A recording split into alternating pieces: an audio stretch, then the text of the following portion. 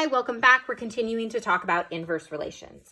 In this video, we are going to be talking about how we can tell if two functions are inverses of each other.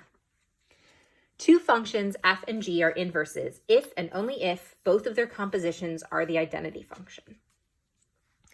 What this means in terms that we can kind of understand a little bit more easily, the composition of f and its inverse. So that means f of f inverse of x will be equal to x, and f inverse of f of x will also be equal to x. If this is true, f and f inverse are inverses. So let's see how we use this to check if functions are inverses. So here's an example. Determine whether each pair of functions are inverses. Explain. So if you're asked to determine whether two functions are inverses, I'm not going to find the inverse of one or the other. I need to use compositions. So the way I'm going to do this is I'm going to find f of g of x. So I know g of x is 1/3 minus x. So this becomes f of 1/3 x minus 3,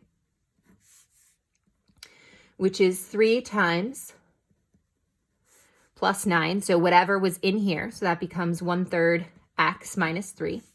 I need to distribute this 3, so I get x minus 9 plus 9 is x. So this is f of g of x. So that's equal to x, so I'm going to put a check mark next to that. And then let's check g of f of x. Remember that this is not a commutative process, so we are not guaranteed that f of g of x will equal g of f of x.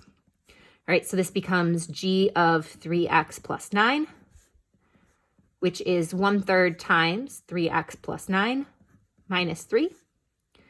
Distributing the 1/3 in gives me x plus 3 minus 3, which is x. So this is g of f of x, which is also good. So because f of g of x is equal to x is equal to g of f of x, f and g are inverses.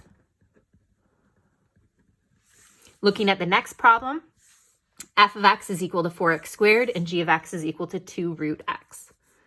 So I'm going to start with f of g of x is equal to f of 2 root x is equal to 4 times 2 root x squared, giving me 4 times 4x, giving me 16x, which does not work.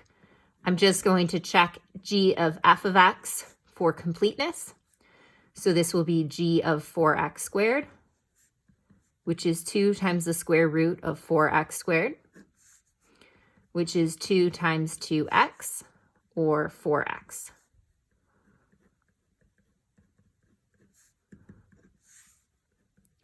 So because f of g of x does not equal x, which does not equal g of f of x, f and g are not inverses.